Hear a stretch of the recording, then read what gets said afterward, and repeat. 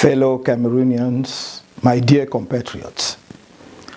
Despite the many hardships, we are finally at the end of 2018. Unfortunately, Cameroon has now become a collapsed state, a nation that has fallen apart. Cameroonians have become helpless and defeated, while doubt, pessimism, and cynicism have settled in their minds. They have lost their dignity and pride, the main source of their self-confidence. Cameroonians are unrecognizable, and I'm heartbroken. This is what our country looks like at the end of the year of our Lord 2018. The cause of all this drama has a single name: Paul Biya. Never will a man have sacrificed the fate of his people for his own ego. With regard to the tragedy unfolding in the northwest and southwest regions, the regime of Mr. Biya has stubbornly persevered with the armed solution, despite calls from all over the world for an inclusive dialogue in view of a political solution to this conflict. After having ignored all the early warning signs of a severe conflict, the government engaged in a disproportionate and immoderate use of force, judicial terror, and punitive mass military operations on an unarmed population. Thus, from protest to revolt, our country is today entangled in the civil war uselessly triggered since November 2016. After 2 years, the assessment of this fratricidal conflict is disastrous. On the humanitarian aspect, nearly 1,000 civilian deaths, including more than 200 of the defense and security forces, plus 50,000 refugees in Nigeria, hundreds of thousands of internally displaced persons, widespread torture, and acts of barbarism, arrests, and mass detention. At the economic and social level, more than 6,000 jobs destroyed in a country with high unemployment and a chronic lack of jobs, especially among young people. 269 billion francs CFA of lost sales, 5.9 billion francs CFA lost in tax revenue, 8,000 jobs in the informal sector compromised, according to the survey of the business organization GCAM, carried out in July 2018. 70 billion francs CFA of losses for microfinance institutions.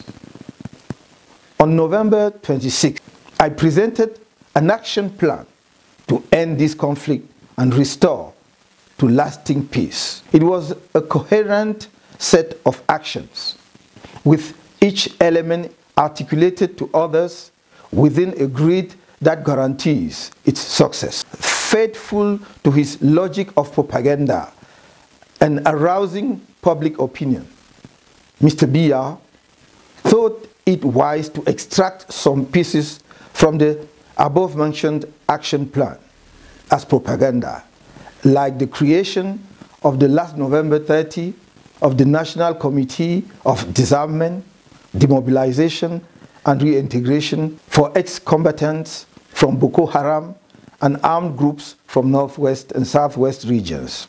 The same is true of the release of 289 Anglophone detainees, who in fact are not all Anglophones, or were neither involved in the conflict in the Anglophone regions. This scattered approach is inefficient and, of course, far below the expectations of our compatriots. It is not surprising that such a piecemeal approach does not lead to a stalemate, because how can we understand the implementation of the process of disarmament, demobilization, and reintegration without the precondition of a ceasefire negotiation? This is the case for the other proposed and unimplemented measures, of which their coherent implementation would have been the bedrock for achieving a lasting peace. On the other hand, the fundraising operation for our compatriots from the Anglophone regions through the Haya Foundation, which is still in progress, can already be qualified as successful. I hereby seize this opportunity to greet all those who have shown their generosity by giving various kinds of donations. Let me also remind you that children and people in these two regions still crave for your generosity. Do not give up on them. Let's continue to mobilize to help them. I encourage the Aya Foundation officials to demonstrate good management of the resources available to them through this operation. I count on them to make the most of all the channels available to reach all those who need help. This operation must, in fact, bring people to forget the elusive emergency humanitarian assistance plan of the government, launched last June, which collected about 13 billion francs CFA. The population of the two Anglophone regions are still waiting for its benefits, and the Cameroonian taxpayers, the assessment of its financial management. Fellow Cameroonians, dear compatriots, the presidential election took place on October 7, 2018, in which you placed your trust in me, and your victory was stolen in the massive and despicable fraud that you witnessed. Falsified procès-verbaux, results fabricated by the computer, our representatives in polling stations brutalized, the fake representatives of Transparency International on the national CRTV unmasked, and so on. To prove the truth of the poll, at the end of the election, I have requested the recount of votes without success to date. What is scaring, if one is so sure of victory as Mr. Biya's camp pretends? I expect him to have quickly seized the offer to embarrass me.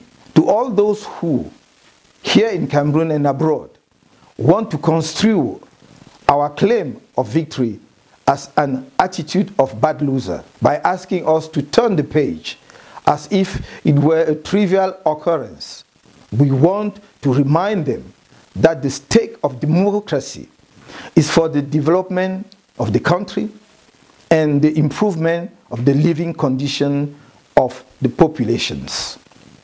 And the election is its cornerstone. A transparent, credible, and reliable electoral process is the indispensable mechanism for a genuine democracy. When this process, by whatever means, is rigged or erroneous, democracy loses its purpose and justification.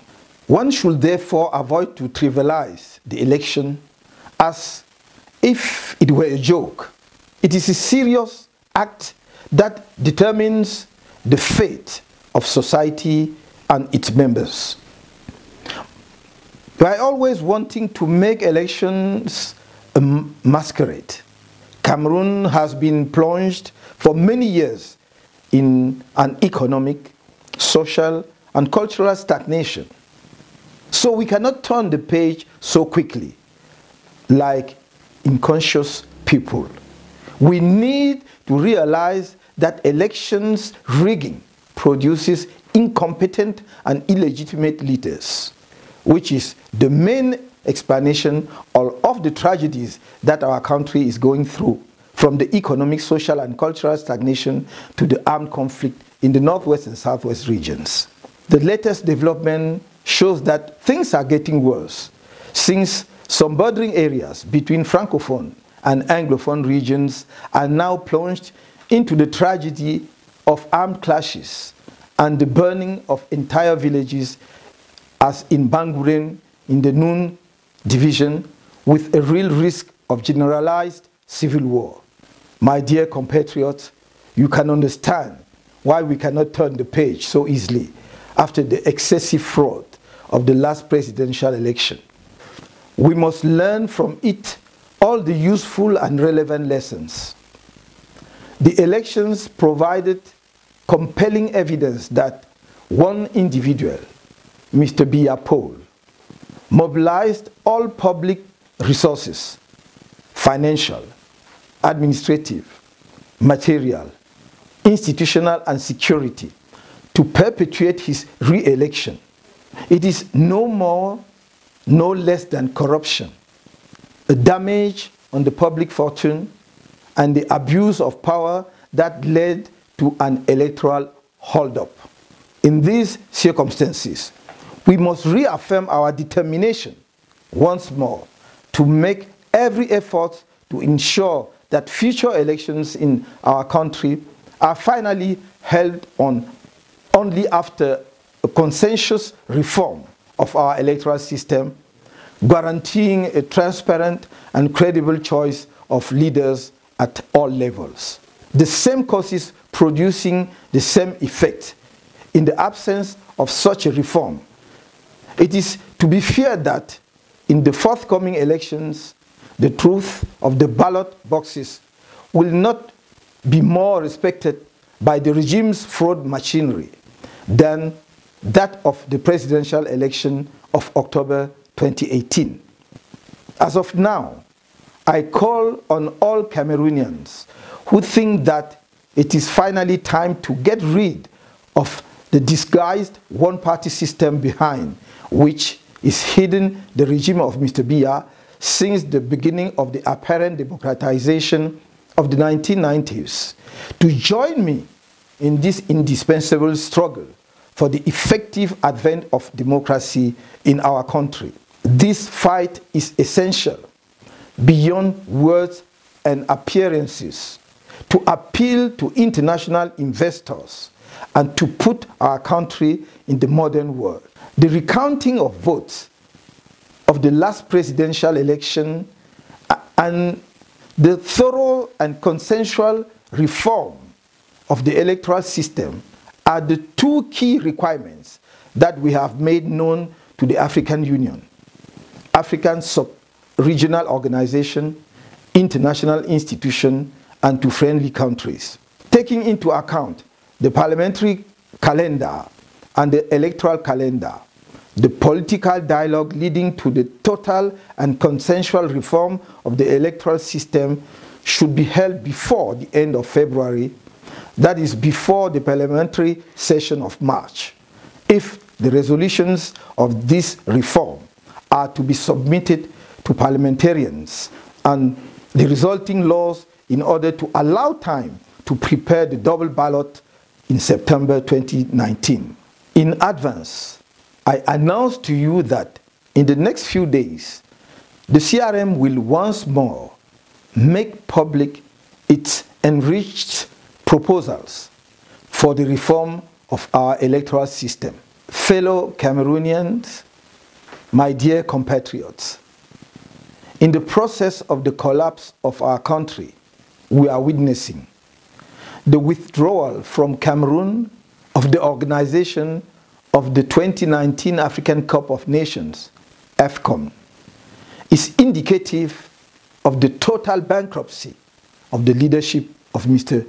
Biya Paul. It is the huge blow that has exposed the carelessness of this regime, which no deception, no false propaganda, or hollow slogan can hide. It reveals the incompetence of this regime, where leaders negligently move to the forefront to promise and not keep. Cameroon will be ready on the said day. I take the personal commitment, said Mr. Paul Biya. Let me remind you, it was in September 2014 that CAF awarded Cameroon the organization of this 2019 AFCON. This attribution that Mr. Biya's regime celebrated as a victory, even though it has done nothing for sport in general and for football in particular after more than 30 years of power, quickly gave rise to greed within a system whose reputation in matters of corruption and misappropriation of public funds is renowned worldwide. The dramatic withdrawal of this 2019 AFCON from the land of the indomitable lions is the result of no conspiracy by some national or international dark forces. It is the tangible manifestation of failures in leadership and governance that we have accumulated for decades, perhaps without paying attention. Indeed, if one thinks about it, one would have predicted, based on the previous failures of the regime in place, that the organization of the 2019 AFCON could only be the chronicle of a fiasco announced in advance. I would like to remind you that this regime has never managed to respect the deadlines that it announced, to the point where, to get out of the constraint of his duty, he has freed himself from time constraint, thinking that he himself can become the time. Thus, the celebration of the 50th anniversary of the reunification, originally planned in 2011, that will be finally celebrated in 2014, with 3 years of delay. The same for the agropastoral show, which was traditionally held every 2 years to promote agriculture and its stakeholders. The last show was held in Ebolova in 2011, 33 years after that of Marwa in 1988. The date of the next event is put off indefinitely. The same with the Council of Ministers, which is held at the whims of the formation of a new government, according to the whims and caprices of the prince, every 2 or 3 years. The same goes for the holding of the final of the National Football Cup, whose date, formerly known from the beginning of the seasons, is now unknown, random, to the point where this year the winning team was deprived of enrolling in the continental tournament of the African Cup Winners' Cup. Another example is the Higher Education Council, which must be held every 5 years to set the course for higher education in our country, has not been held once for more than 30 years. The same with the once heralded roadmaps of the government that become emergency plans, not to mention program budgets, such slogans with no real impact on the lives of people. Also for the 7 years mandate, which moves from great expectation to great opportunities through great achievements, with the only effect of worsening poverty and precariousness. For example, the major projects initiated by Mr. Biya's regime never completed on the expected deadline, and whose cost, according to a World Bank report, are 2 to 6 times higher than similar projects in countries of comparable levels of development. These projects are transformed into a tremendous source of personal enrichment for high-level government clerics and those close to Mr. Biya, in total impunity. Also, at the international level, for instance, even as chairman of the Organization of the African Union, since the Yaoundé Summit in 1996, Mr. Biya did not dare to fly to Harare to attend the handover ceremony of its successor in July 1997. It is the same for his systematic absence to the summits of head of state of the African Union, but also often sub-regional organizations. In this case, his absence at the summit of head of states and the CEMAC summit in Jamena in 2000 heavily penalized our country as we lost the headquarters of the Central African Stock Exchange. Though all the studies, including those of the World Bank Group, had shown that Douala was the genuine seat for this strategic financial institution. This inertia and the ensuing several failures are the direct consequences of Mr. Biya's indifference to the crucial issues for the future of Cameroon and its international influence. They are also the results of a governance plagued with corruption and impunity, whose hardships you are deeply enduring in daily life.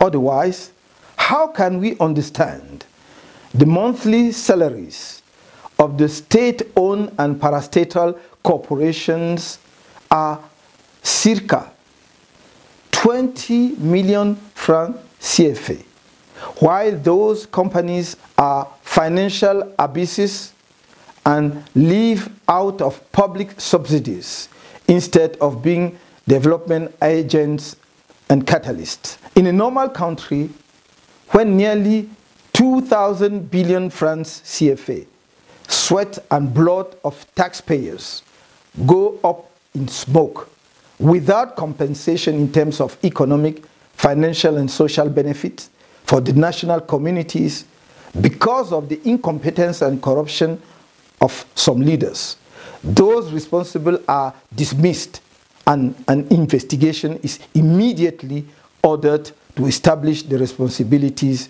to determine the causes of the drifts and propose corrective measures. In Cameroon, we find none of this. The so-called master of time is immersed in a deafening silence, in the total contempt of those who are no longer his fellow citizens, but his subjects. My dear compatriots, the history of our country and the recent events have pushed me to share with you a deep concern.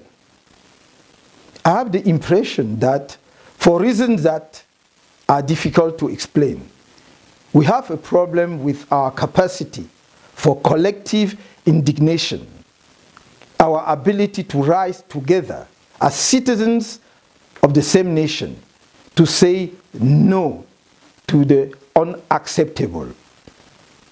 When between the end of the 1950s and the 1960s, the populations of the former Sanaga Maritime, Nkam and the West were massacred for political reasons, the rest of the Cameroonians were silent, not feeling themselves concerned. When after the failed coup attempt on April 1984, a great number of officers, senior officers and a large part of the civilian elite from the northern part of our country was decimated, the rest of the Cameroonians had to say that they had only what they deserved. When Boko Haram began to massacre our brothers and sisters from the north, people in other parts of the country lived in indifference, as if they were not concerned. While for the last 2 years, the populations of the Anglophone regions and of Northwest and Southwest have been massacred, the rest of the Cameroonians do not feel concerned, using the pretext that they are secessionists. The manipulation of Cameroonians, dividing and opposing them, the stirring up of ethnic hatreds are the recipes of Mr. Biya's regime. The perfect student of the colonial school, recipes that work again and again, even after the independence of the country. We diligently learn to hate each other and to cultivate indifference towards our neighbor, our compatriots, even our brothers and sisters of the same blood. If we persist in this anti-national attitude, the question will be, whose turn will it be tomorrow? This indifference is sometimes justified by the refusal of some to meddle in politics. But this is only a regretful excuse, because here the preparation for a sporting event, the AFCON, revealed the depth of the failure of Cameroon leadership and systematically bleeding the country by a mafia gang to international ramifications. It is not a question of politics, but of national humiliation and ruin, because it is the most spectacular expression of Cameroon's regression. Because our hospitals have become death homes.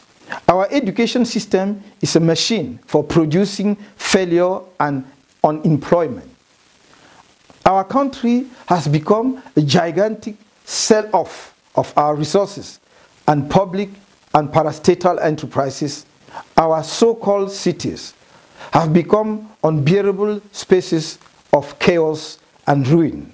According to some estimates, it is about 1 billion CFA francs that are engulfed in this desperate operation.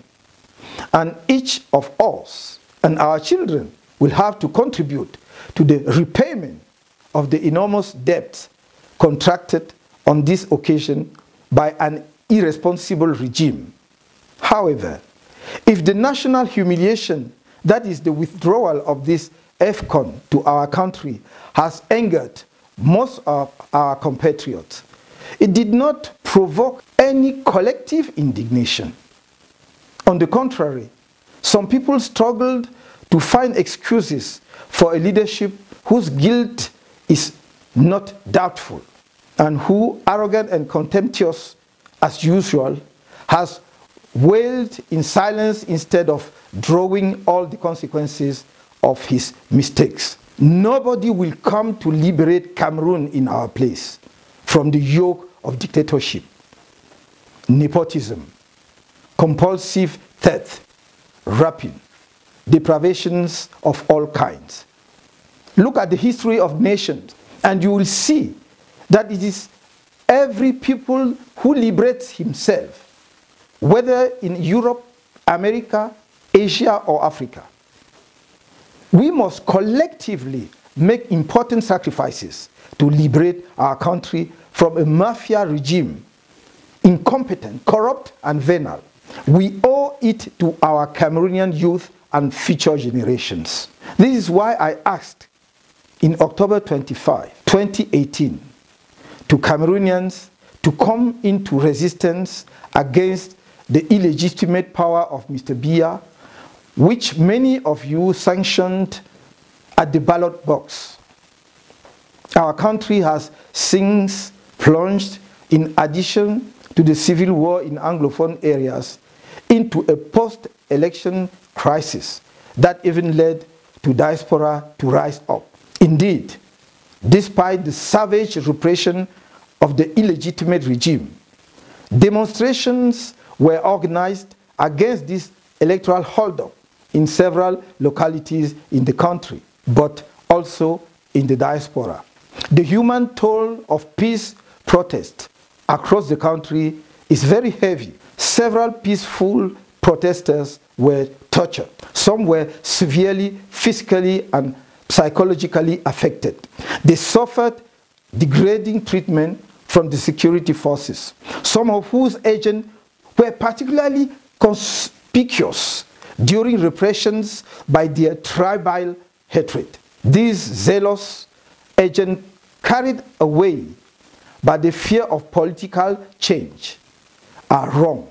The change is not against someone or a group, a clan, a tribe, a political party, or a category of civil servants or citizens. It is about collective well-being, building national conscientiousness, restoring harmony among our people, and putting them back to work for the benefit of our children and future generations. I would like to use this opportunity to congratulate once again all Cameroonians from within the national borders and the diaspora, the members of the coalition that supported my candidacy, and my comrades from the CRM who stood up peacefully but firmly to say no to hold up, to wish a speedy recovery to those who have been wounded and are recovering, and to reassure those who are still waiting for judgment that we will not abandon them to the injustice of the regime. I would like to mention here the historical and primordial role of our diaspora in this liberation struggle. This committed diaspora deserves our full respect, as well as our encouragement to carry with ever greater determination the national cause of the struggle for freedom, democracy, and progress shared on the international scene, so that our populations are not decimated and reduced to misery in an unbearable prison. The second phase of the National Resistance Plan is on the way. It provides for the deposit for the purpose of demonstration on the 6th and 22nd of each month throughout the national territory, of the declarations of public demonstration at the DO's office, whose subject is no to the electoral holdup, and the organization of a civic day where subjects of national interest are discussed. In the diaspora, this phase of the resistance corresponds on the implementation of public demonstration in the countries of residence to sensitize on the electoral holdup perpetrated by Mr. Biya and his stooges of the Constitutional Council. I invite all those who are responsible for the deployment of all these operations, both at the national level and in the diaspora, to redouble their efforts and to ensure that each one fulfills its mission with dedication and patriotism. From now on, I invite you to actively prepare for the popular success of the great citizen, Republican, and peaceful mobilization that will begin mid-January all over the national territory.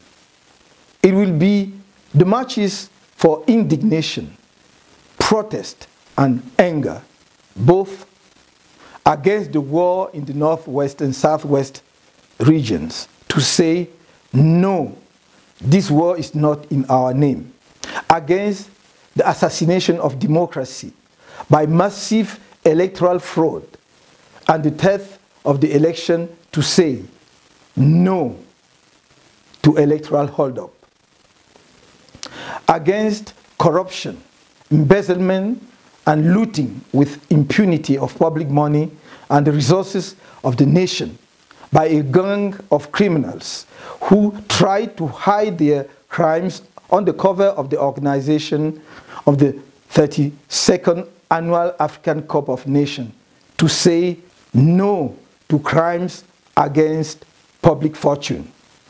I urge you to discipline, not to yield to the provocations of the regime that will not fail, and to clothe you in white, clothes t-shirt, scarf, armband, in short, any white distinctive sign during this popular mobilization that will be the White March. I reach out to all compatriots, including those of the CPDM, who can now realize for themselves that those who run the country are insensitive to their suffering and only have one true ambition to plunder the state, to the associations of civil society, the diaspora, so that together we passed, finally, a strong and patriotic message to Mr. Biya. We are dealing with a prebendal regime which, according to the World Bank, in 2017 used 52% of the state budget, a little more than 2,000 billion francs CFA for the operation, spent 35.5 billion francs CFA just for fuel expenses and 42 billion francs CFA for fringe benefits. This system multiplies by 2 or even by 6 the cost of all the infrastructures work undertaken in the country under the direct authority of Mr. Biya. According to Radio Television Suisse, he spent the equivalent of 4 years and a half of his 36 years of power in Geneva at a cost totaling 65 billion francs CFA, and stubbornly refuses for several years the application of the law on the declaration of property and holding of senior state officials and public enterprises. Faced with such a regime, we must resist. We must resist because it is no longer acceptable that some families, a caste, a clan, a club of friends confiscate the state, plunder it with impunity, continue to compromise the future of our children and future generations for their own selfish comfort, while our country is one of the lowest monthly minimum wage in the world, 36,270 francs CFA. That despite legal provisions of the free education, thousands of children remain excluded from the school system because of their parents' abject poverty. That the most basic care is paid for in public hospitals, which in reality are decaying. And that poverty is upscaling while the index of inequalities is worrying. Trust your humble servant, the elected and legitimate president of Cameroon, to remain always by your side, to rebuild the nation, to restore its pride of yesterday, today scoffed at, to build and bring it together in all its cultural diversity, linguistic, together with you. Trust me, to make our nation prosperous and just, modern and powerful, refractory to tribalism that weakens us more than it prepares us for the global challenges facing our country. You can count on me to make the national resistance together. It is with this commitment that I wish each one, despite all your difficulties that I know, a happy New Year 2019. Long live the peaceful resistance. Long live Cameroon.